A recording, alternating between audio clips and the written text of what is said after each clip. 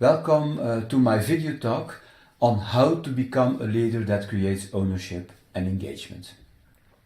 And for this purpose, we have a very interesting concept which is called the management funnel, and it is conceived by Philippe van den Driessen, a Belgian consultant.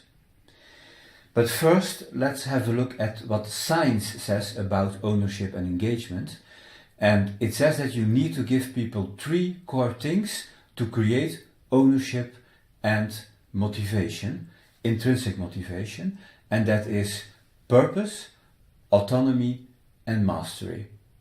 You will achieve this just by applying the management funnel in a correct way. So let's have a look at the concept. And the core message of the concept is, what is leadership? Leadership is giving problems and receiving solutions. So perhaps it's good to reflect a moment yourself to see if this is the case in your own team or your own department. But in any case, it is the aim of the management funnel that you communicate in such a way that you can give problems to people, that they see themselves, of course, that's the real goal, and that they find solutions and not you. You are not a specialist, you are a leader, and that's a big difference. So let's have a look at the concept a bit more in detail, and then you see on the top level, you see the vision or problem, so two sides of the same coin, or you could also say your vision on the problem. And here your first role as a leader is to observe, to listen, to talk to people, to feel, and then with your vision and your own mission at the background, inside yourself, you have to define your analysis of the situation. So your vision on the situation, what has to be changed, what has to be reached, which direction to go, etc. And here something very important has to be said, namely, when you communicate about that, always do that in terms of shocking facts, or facts, but we say shocking facts. For example, so never communicate in vague, subjective, general terms like we have to become more creative, we have to become more commercial, agile, etc. Because if you do that, you will push the red button, which is the emotional button, so you trigger the emotional part in the brain, and you will have an emotional discussion. When you use specific facts, objective numbers, figures or examples, then you push the green button and you will have a more rational discussion. So that's very important. So you could say, for example, guys, last year we lost 2% of our customers. So I think that's a fact, that's a shocking fact, and it's very difficult for people to say this is not shocking or not worrying for us.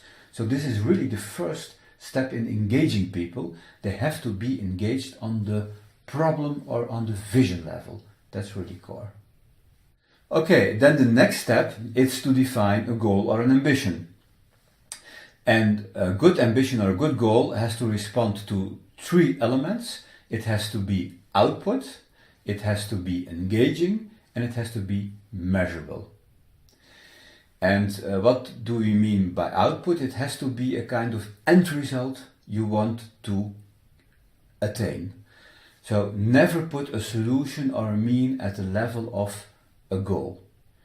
For example, having everyone trained by the end of next year is not a goal. That's a mean. That's a what. So that's not an output. So you really have to put here, what do you want within a certain time? What do you want to have? So instead of saying we need to gain 4% new customers next year, more engaging could be in the line of, guys, let's become champion in attracting new customers, and let's make the headlines of the news, perhaps the news in our own sector, but let's make the headlines in the news because we are really the champions in attracting new customers. So that's an inspiring goal.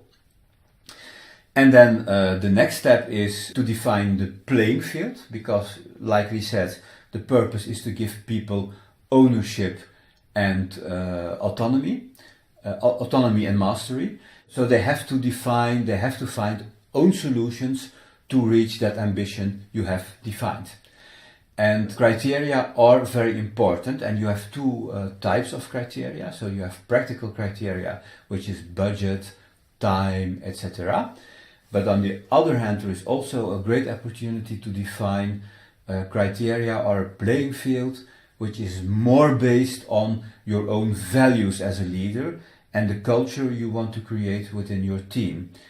So a value, for example, you could say, guys, never present me a solution which has implications for other departments without having consulted those other departments. That's a core value for me as a leader. So here's a great opportunity to also define a playing field based on core values. So take a moment for yourself to write down what kind of criteria I want to put on the table within people can find solutions.